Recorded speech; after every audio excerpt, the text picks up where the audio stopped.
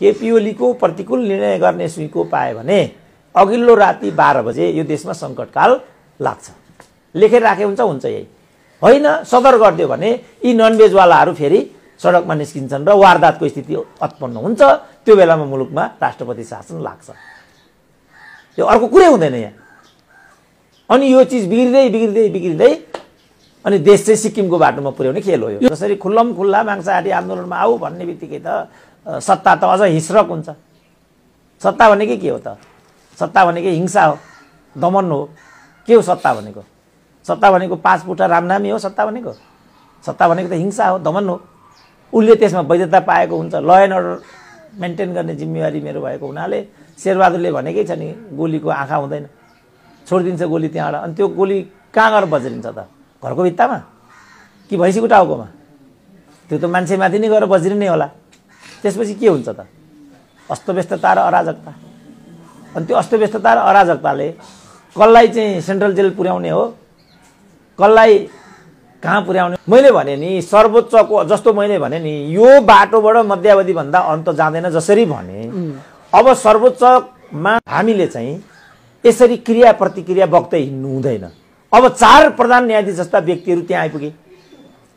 शेरबहादुर जस्तो नेपालको राजनीतिक जगतमा सबैभन्दा अकर्मण्य नेता मेरो विचारमा शेरबहादुर हुन्। तिनले समेत सब जुडिस विषयमा बोल्नु हुँदैन। यदि अदालतले सिफारिसलाई सदर गर्यो भने निर्वाचन जानुपर्छ, बदर गर्यो भने संसद जानुपर्छ। शेरबहादुरसम्मले भन्दा अनि देशका 4 प्रधान न्यायाधीशहरूले अनि त्यसको विरुद्धमा अहिले नै देशवासीलाई सतर्क हुन आह्वान गर्नुको मतलब के भयो त? भनेपछि कोही पनि ठाउँमा छैन भन्ने देखियो। सर्वोच्च अदालतमा विचाराधीन मुद्दा चलिरहेको छ, इजलासमा बहस भइरहेको छ। त्यसले जेसुकै पनि त फैसला गर्न सक्छ, संसद पुनर्स्थापना पनि गर्न सक्छ। त्यो 50-50 हो सम्भाव्यता। त्यसलाई उनीहरू ठाडो चुनौती दिँदै टाउको फुटाउनु पर्यो, रगत बगाउनु पर्यो। यसको अर्थ के हो डाक्टर साहब? यसको अर्थ के हो भने त्यो त उनीहरूको धङधङी हो, उनीहरूको कार्य जोसँग जे छ। भाइले जति गरे पनि पत्रकारिताको धर्मबाट, पत्रकारिताको मर्मबाट नै विषयलाई अगाडि ल्याउने हो। मलाई जति सोधे पनि विश्लेषणको मर्म, अनुसन्धानको मर्मको जगबाट उभिएर मैले यसको प्रश्नोत्तर गर्ने हो। हाम्रो सीमा त यही हो नि त। अब जो नन भेज आन्दोलनको कुरा गरिराखेको छ, ऊ जहाँ आए पनि उसको स्वभाव भनेको त नन भेज नै हो। उसले त्यही नै गर्छ। प्रश्न आयो यो सिस्टम भेज हो कि नन भेज हो त? यो सिस्टम भनेको त नन भेज होइन, यो त इन्टायरली भेज हो। यसका त सर्टेन प्रक्रियाहरू छन् र ती प्रक्रियाहरूको अन्तिम व्याख्याता भनेको चाहिँ हामीलाई मन नपरे पनि त्यही सर्वोच्च अदालत हो। अब यो विषयमा हो, यो विषयमा सर्वोच्चले यस्तो यस्तो यस्तो यस्तो यस्तो भए तापनि यसपटकलाई प्रधानमन्त्रीले गरेको सिफारिस उचित ठहर्छ भनिदियो भने त्यही नै फाइनल हो। अब राजा छैन। पहिला हिजो पुनरावलोकनको लागि राजा कहाँ जाने, हु प्रगराउने इत्यादि हुन्थे। जस्तो शेरबहादुरले नै विघटन गरेको हाउसलाई अदालतले समेत पनि सदर गरिसकेको पछि त राजाले राजकीय अधिकारलाई प्रयोग गरेर त्यो संसदलाई पुनर्स्थापित गरिदिए नि त। मरिसकेको संसद थियो नि त त्यो। अब त्यसैलाई हेरेर अहिले यी ननभेजवालाहरू के भन्छन् भनेदेखि राष्ट्रपतिले मध्यावधिको सिफारिस सदर गरेको कुरालाई हामी मान्दैनौँ, हाउस जिउँदैछ। छ त हाउस जिउँदै? प्रधानमन्त्रीले सिफारिस गरे, प्रधानमन्त्रीले गरेको सिफारिसलाई अदल बदल गर्ने अधिकार राष्ट्रपतिसँग काहीँ पनि हुँदैन। अनि यो संवैधानिक व्यवस्था गरेको यिनै ननभेजवालाहरूले हो। अब उनीहरू नै के भन्छन्, हामी राष्ट्रपतिले सदर गरेको कुरा मान्दैनौँ, हाउस जिउँदैछ। छ त हाउस जिउँदै? जिउँदो छ भन्छन्, पुनर्स्थापना हुनु पर्यो भन्ने आन्दोलन गरिरहेछन् कि डाक्टर साहब। यो त अस्तव्यस्तता खडा गर्ने र सङ्कटकालको पृष्ठभूमि बनाउने राजनीति मैले भने। उनीहरूले सहयोग गरिरहेछन् होइन, सङ्कटकाल केपी ओलीलाई लगाउनको लागि उनीहरूले सहयोग गरिरहेछन्। विषय त्यहाँ पुग्छ। जस्तो मैले भने नि जुन हरकत उनीहरू दलभित्र गर्थे यो चाहिँ मध्यावधिमा गएर टुङ्गिन्छ भन्थे नि, यिनीहरू हाँस्थे। अब अहिले पनि जे यिनीहरू गरिरहेछन् यो सङ्कटकालमा गएर टुङ्गिन्छ। मैले भनिहालेँ नि, अदालतले दुवै चिज यिनीहरूको लागि अप्रियकर बाटो हो नि त जो अहिले सडकमा छन्। हामी यहाँ हामी यहाँ छौँ वालाको लागि त यो दुइटै बाटो अप्रियकर हो, तर त्यहाँ उनीहरू आफै जाँदैछन् होइन डाक्टर साहब? यो चिज त्यहाँ पुग्छ क्या। जस्तो मध्यावधि कसले पुर्याएको? उनीहरू भन्छन् केपी ओलीले मध्यावधि घोषणा गराए। म भन्छु मध्यावधि परिणाम मात्रै हो, कारण चाहिँ उनीहरू हुन्। म चाहिँ त्यो भन्छु। अब उनीहरू त्यो कुरा मान्दैन। अब नमान्ने बित्तिकै के हुन्छ? जद्दोजिहाद हुन्छ। जद्दोजिहाद हुने बित्तिकै के हुन्छ? अन्यल र अस्थिरता बढ्छ। अन्यल र अस्थिरता बढ्ने बित्तिकै के हुन्छ त? अस्तव्यस्तता र अराजकताबाट देश सिद्धिन्छ। त्यही नै हुन्छ। र यो जानेर नजानेर त्यो बाटोतिर पठाउने खेल हो भन्ने मेरो बुझाइ। जस्तो अब प्रदीप ज्ञानले भारतको भ्रमणमा गए, त्यहाँका प्रधानमन्त्रीसँग भेटघाट थियो कि थिएन भन्ने कुरा त एजेन्डामा क्लियर कट होला नि त। भेटघाट दिए कि दिएनन् भन्नेमा नेपाली राजनीति केन्द्रित भयो। अब यो के हो, त्यसलाई पनि चाहिँ निरर्थक बनाउने चाहिँ प्रपञ्च हो। मैले यो पत्रकार आउने सन्दर्भमै भनिरहेको थिएँ, यो पत्रकार पनि त्यसको लागि आएको भनिरहेको थिएँ मैले। लाल बुद्धगढहरूले पत्याएका थिएनन्, अब त्यही कुरा सिद्ध भयो। अब मांसाहारी आन्दोलनको अपिल गरिरहँदा हिजो मांसाहारी आन्दोलनले के दियो भनेर पनि खोज्ने कि नखोज्ने डाक्टर? हिजो प्रचण्डका लागि अथवा उनले बोकेको एजेन्डाका लागि कति मान्छे मरे, कतिले मांसाहारी आन्दोलन गरे, रगत बगाए, टाउको फुटाए, ती कहाँ छन्, तिनीहरूको परिवारको अवस्था के होला, त्यो एजेन्डा आज कहाँ होला, प्रचण्ड कहाँ होलान्, त्यो चिज अब टाउको फुटाउनेले हेर्न पर्छ कि पर्दैन? त्यसो भए अब हेरिदिए राम्रो, नहेरिदिए के छ त उपाय? लडेको गोरुलाई राम्रो मान्न सकिन्छ, कान हाल्न त सकिँदैन होला। मैले त सुरुदेखि नै यो ठगी हो, यो कम्युनिस्टसँग सम्बन्धित छैन, यो चाहिँ क्यारिरिस्टहरूको पद पड्काउने खेल हो। मैले 52मा गरेको पिएचडी हो, क्याटेगोरिक त्यो कुरा मैले लेखेँ। त्यसको फल आज मैले नै भोगेँ, किनभने यिनीहरू त छट्टु स्याल हुन् भन्ने कुरा त मैले 52मा थाहा पाइसकेँ नि। अब उनीहरू मेरो कुरातिर ध्यान दिनुको सट्टा अनि त्यही छट्टु स्यालको पछाडि हिँडिरहेका छन् भने म के गर्न सक्छु? मैले त 52 सालमा भने यो देशको कम्युनिस्ट आन्दोलन भनेको आधारभूत वर्गबाट उठेको रूपान्तरणकारी कम्युनिस्ट आन्दोलन होइन, यो पढे लेखेका टाठाबाठाहरूको पद पड्काउने खेल मात्रै हो। मेरो 52 सालको पिएचडी को निष्कर्ष। अब त्यो त कसैले पनि मानेन। अब मान्दैन भने अब म के गर्न सक्छु? म त एउटा अनुसन्धातामा त्यो विषय समाजमा राखिदिने मात्रै मेरो काम हो। अब त्यसलाई के हो भनेर ध्यान कान ठाडो पार्ने काम त सरकारवालाको हो नि त। उनीहरूले यसलाई क्रान्ति नै सम्झेका छन्। म भन्छु यो 100% भ्रान्ति हो। उनीहरू भन्छन् यो क्रान्ति नै हो। अब फेरि यो ननभेजमा गएर चाहिँ जस्तो यो उज्यालोमा किराहरू चाहिँ झुम्बिन्छ, त्यहाँ झुम्बिनुको मतलब त मर्ने कुरा हो नि त। तर उसलाई त्यो उज्यालो नभइकन भएको छैन भने म के गर्न सक्छु? मर्छ। त्यही भयो यार, उज्यालो पनि चाहिन्छ, त्यो उज्यालोले मार्छ पनि। त्यो त त्यही त मर्दा भन्दा मान्दैन, जाने नै हो। जान्छ, जानेको मतलब मर्ने हो। मर्ने हो भनेपछि राम्रो भन्दा बाँकी भन्न सक्नु। अरू के मैले भन्न सक्छु? मैले त देखाइदिएँ बाबु यो ठगी हो है, यो कम्युनिस्ट आन्दोलनसँग सम्बन्ध छैन। छोरी बुहारी स्वास्नीलाई मन्त्री राष्ट्रपति बनाउने प्रणाली यो शहीदको मर्मको अनुकूल पटक्कै हुँदैन। तर उनीहरूले योभन्दा प्रतिर गर्दै गरे। सब एकजनाले हो र। यही चाहिँ श्रीमतीहरूलाई बनाउने होडबाजी चलिरहँदा एकचोटि त राष्ट्रपति पनि श्रीमती, स्पिकर पनि श्रीमती, प्रधान न्यायाधीश पनि श्रीमती। अब तिनीहरू नै ठुल्ठुलो कुरा गर्छन्। अब म के गर्न सक्छु यसमा? यो विधि नै गलत छ। अहिले तिमीहरू कसैलाई प्रधानमन्त्री बनाउन टाउको फुटाउँछौ, ऊ प्रधानमन्त्री भएपछि फेरि तिमीहरूले असन्तुष्टि व्यक्त गर्यो भने उनीहरूले उसैले तिमीहरूको टाउको फुटाउँछ फेरि। त्यो त ऊ वीरगन्जमा हामीले देखेनौँ, एउटाको त ज्यानै आपसको झगडाले नै ज्यान गएको हो। अब हुम्लामा अर्काको टाउको फुट्यो, अब भोलि चाहिँ झापामा अर्काको हात काटिन्छ। अनि त्यसबाट के पाउँछ त कार्यकर्ताले? देशले के पाउँछ? यही हो त राजनीति मैले भनेको। ल उनीहरूले एउटा हदसम्म यसैलाई राजनीति हो यो, किनभने यो वर्ग सङ्घर्ष हो भन्ने छन्, त्यो कुरा पक्का छ। तर यही हो त वर्ग सङ्घर्षको नतिजा समाजले पाउनुपर्ने यही नै हो त। भोलि अर्कोले मांसाहारी आन्दोलन गर्दा त्यसलाई के भन्ने त? उनी प्रधानमन्त्री भएपछि मानौ, अथवा उनीहरू त्यो ठाउँमा पुगेपछि चाहिँ के गर्ने त? त्यसलाई वर्ग सङ्घर्षको नयाँ रूप भन्छन्। के त्यो एउटा छुट्टै अधिकार हो प्रचण्डहरूको कि मांसाहारी आन्दोलन गर्न पाउने, कि संविधानमा लेख्नु पर्यो यो चाहिँ नैसर्गिक अधिकार हो प्रचण्डको भनेर? होइन भने त अर्काले गर्दाखेरि पनि त त्यसलाई त इग्नोर गर्न नपाइरहेको त हो। जस्तो यही भनौँ न, विगत समयमा काठमाडौँबाट गिरिजा प्रसाद कोइराला यसलाई हान भन्ने, उहाँबाट प्रचण्ड छानी त्यसलाई हान्ने, यही भएको होइन हिजो? यहीबाट त यहाँ आइराखेका हुन् नि त यिनीहरू। त्यो त हामी देखेँ। त्यसै कारण बिपी कोइरालाले सम्झौताहीन वामपन्थी राजनीतिसँग सहकार्य नगर्ने नीति किन लिएर आएका रहेछन् भनेको त यो रहेछ नि त कारण त। अहिले मनिषाले के भनिन् भने बिपी कोइराला भन्ने, बिपी कोइरालाको आदर्श नमान्ने, कृष्णप्रसादको विरासत भएर प्रधानमन्त्री हुने, कृष्णप्रसादको आदर्श चाहिँ परिपालन नगर्ने। आयो नि त, यसरी आउँछ। राजनीतिक रिमार्क भनेको चाहिँ यस्तो हुन्छ। कुरा त हो नि त, बिपीको पार्टीको कुरा गर्ने हो, बिपी विचारको र सिद्धान्तको कुरा गर्ने हो भने बिपीले के सैद्धान्तिक खाका कुरा थिए त हिजो? कृष्णप्रसादको नाममा प्रधानमन्त्री हुने हो भने कृष्णप्रसादको राजनीतिक कार्यदिशा के थियो त हिजो? हारे पनि विद्या भण्डारीसँगै हारेका हुन् नि त काठमाडौँमै। हार स्वीकार गरेर 56 सालमा फेरि उनी चाहिँ प्रधानमन्त्री भए। अहिले चाहिँ केपी ओलीलाई निकाल्न खोजे जस्तो। त्यति बेर गिरिजाले पनि कृष्णप्रसाद भट्टराईलाई निकाल्न खोज्दा अब गिरिजा केपी त एउटा मध्यम स्तरको नेता भएको हुनाले उनले मध्यावधिको बाटो लिए। कृष्णप्रसाद भट्टराईले त राजीनामा दिएर राजनीतिको अखडा खाली गरिदिएका थिए नि त। तर सबै नेता त कृष्णप्रसाद भट्टराई त हुँदैनन् नि त। यो कुरा देख्न सक्नु पर्थ्यो यी नन भेजवालाले, देखेनन्। अझै देखेनन् भने अब सङ्कटकाल आउँछ। मेरो वार्निङ के देख बाबु हो तिमीहरू, केपी ओली अगाडि बढिसके, उनी जुनसुकै हदसम्म जान्छन्। उनी त्यो जुनसुकै हदमा गएपछि तिमीलाई नाफा घाटा के हुन्छ हिसाब गर तिमीहरू। अब यही मेरो बाटो हो भन्छौ भने मैले केही पनि भन्नु छैन।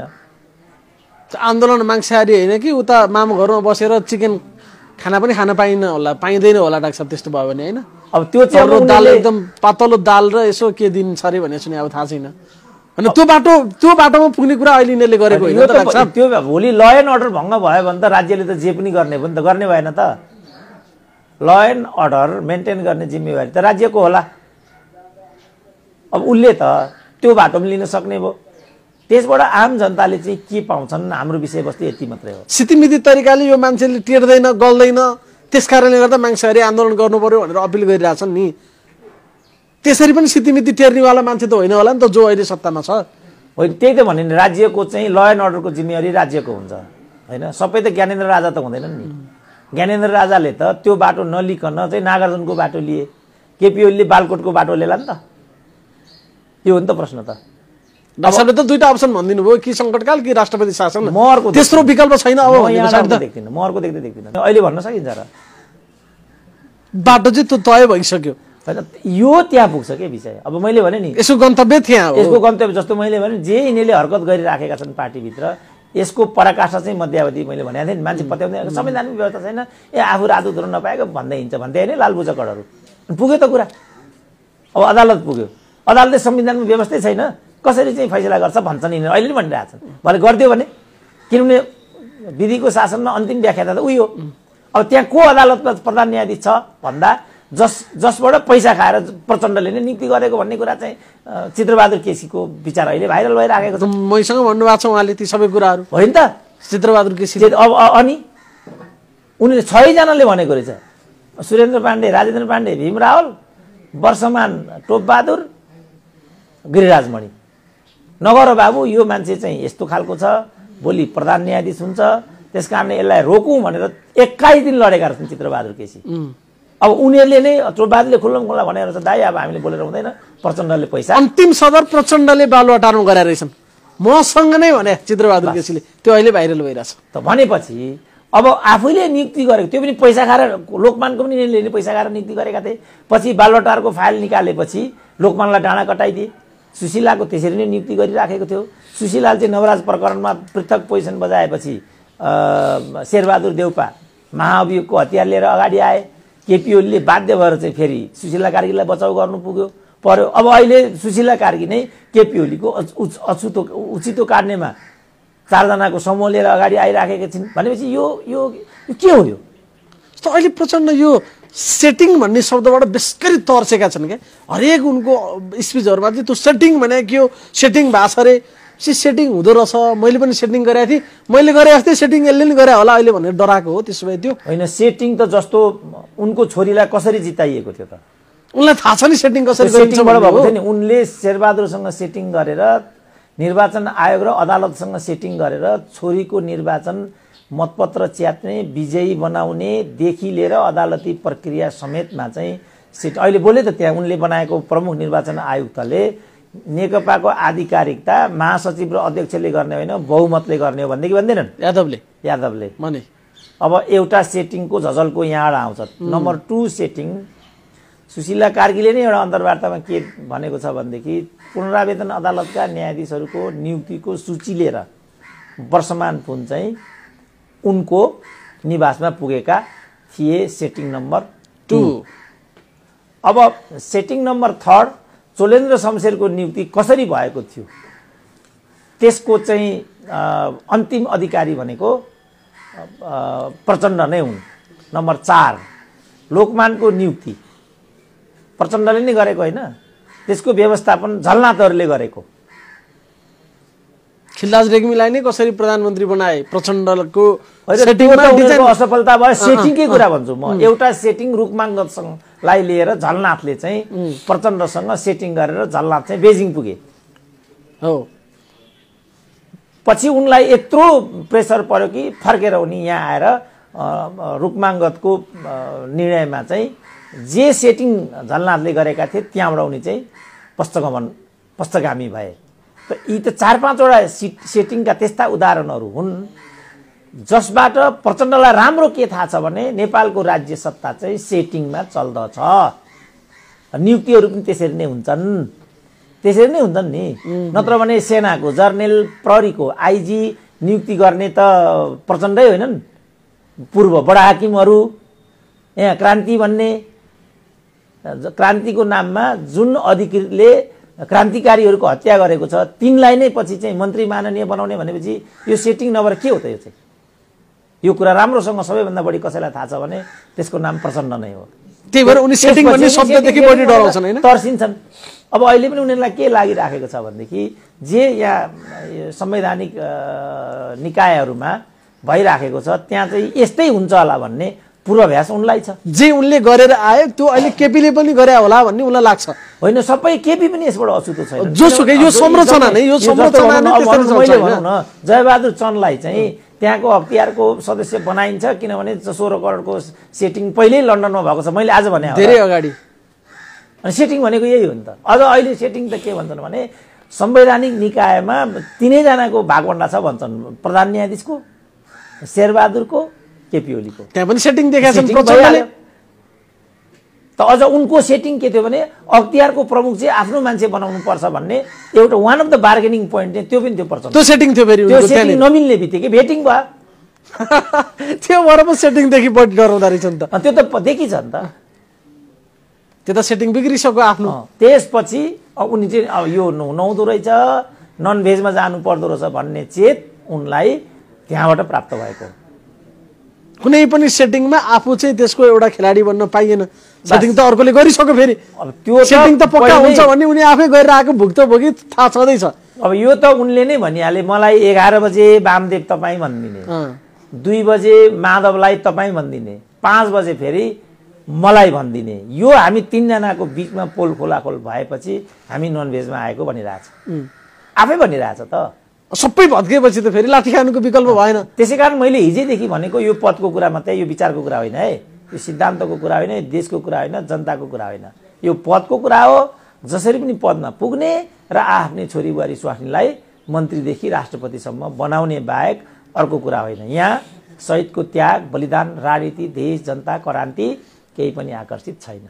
मैले बारम्बार भन्नुको कारण चाहिँ यही हो। अब लालबुझ कटोरीले अहिलेसम्म त मलाई इग्नोर गरे, पद नपाएको रोदन बने, अब खान्छन् खुँदो यिनीहरूले। अब पालो खुँदो खाने तिनको छ। मैले त अहिलेसम्म प्रताडित अपमानित सहे नि त। मैले भनेको कुरा त एउटा पनि त मिसफायर भएन। हरेक कुरामा ठ्याक्कै अक्षरशः चाहिँ पुष्टि भइसकेपछि विषय के हो भन्ने कुरा मलाई लाग्छ अब यिनीहरूलाई थाहा भएको हुनुपर्ने।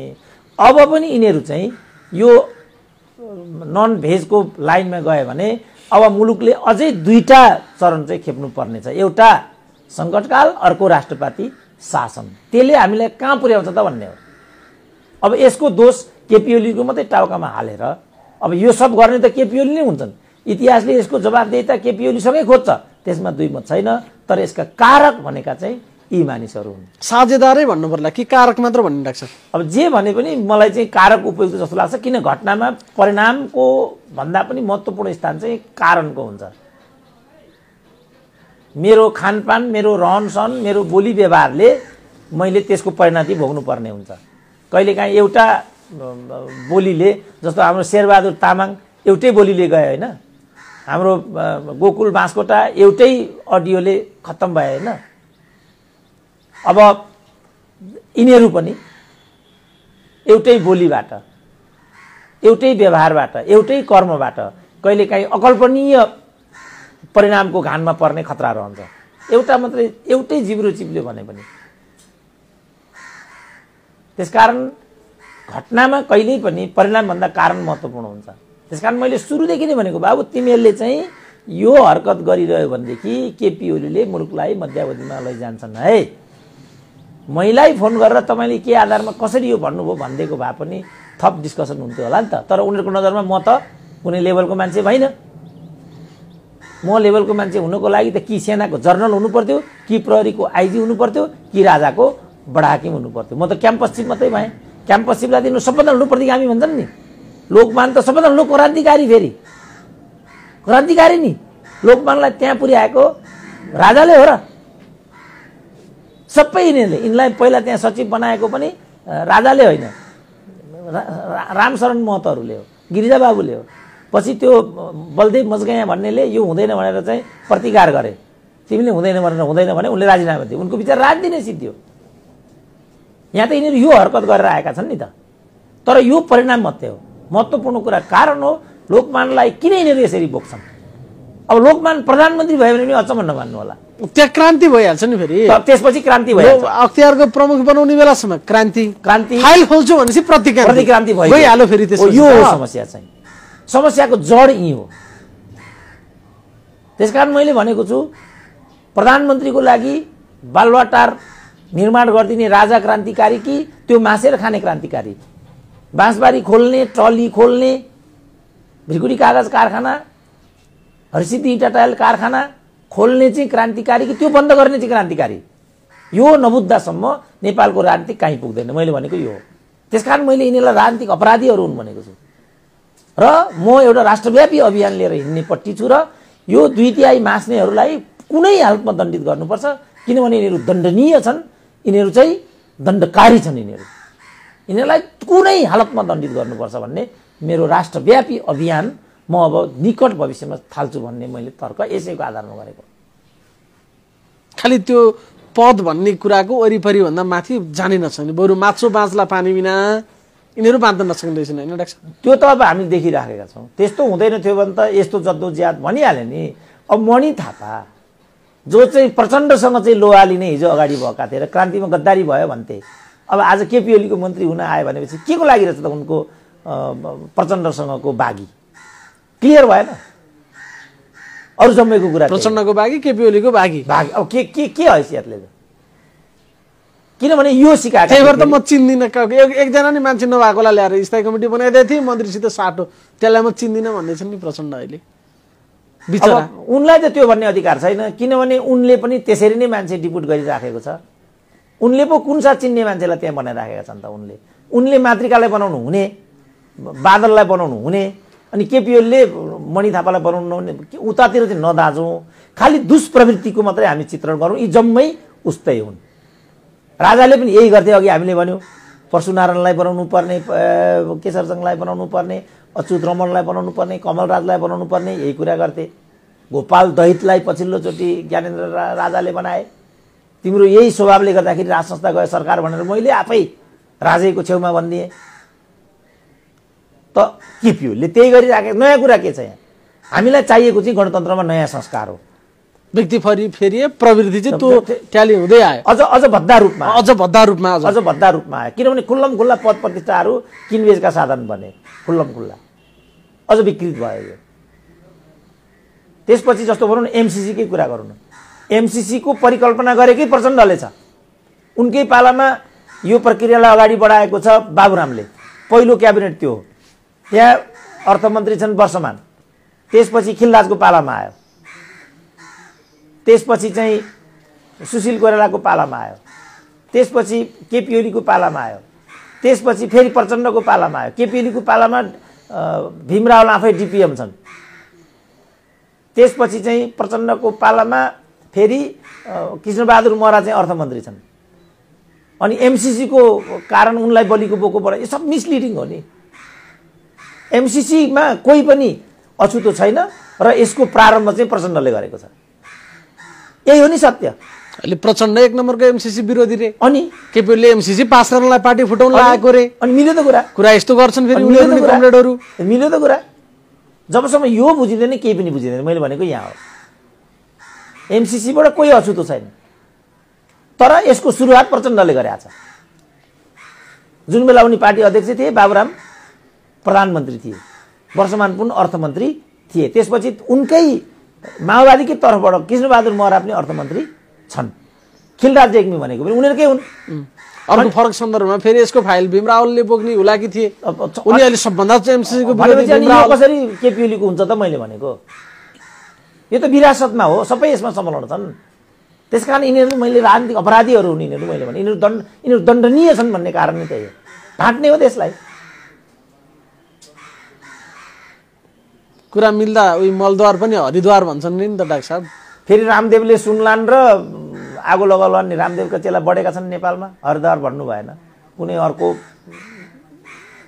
पार्टिकुलर ठाउँ नै ल्याउनु पर्यो। हाम्रो यो खालको एउटा प्रवृत्ति नि जस्तो प्रवृत्ति त छ, त्यो त मिले एकदम चाटाचाट, फेरि एकै दिनमा काटाकाट। अहिले हेर्नु दुई पक्षको भाषा स्तर, चेतना स्तर, यसलाई सांस्कृतिक स्तर भन्छन् क्यारे उनीहरू, कम्युनिस्ट भाषामा त्यो भन्छ होइन डाक्टर साहब? थाहा होला यसको टर्म्सहरू त कुन सांस्कृतिक स्तरमा रहेछन् त अहिले यी मान्छेहरू? त्यो त अब मैले निकालेको शब्दावली हो। सांस्कृतिक र शैक्षिक धरातल यिनीहरूको कमजोर भएको हुनाले यिनीहरू चाहिँ यो खालको दुर्वाच्य बोल्छन् भनेर त्यसलाई मैले सैद्धान्तिकरण गरेको मुख्य कुरा चाहिँ हिजो यो केपी ओली सरकारको सबैभन्दा बढी प्रतिरक्षा गर्नेहरू नै अहिले सबैभन्दा चर्को केपी ओली र उनको प्रवृत्ति विरुद्धमा त्यो ठाउँमा गएर बस्नु, जुन ठाउँमा हिजो केपी ओलीको विरुद्ध आवाज उठाउनेहरूलाई भूतप्रेत भन्थे।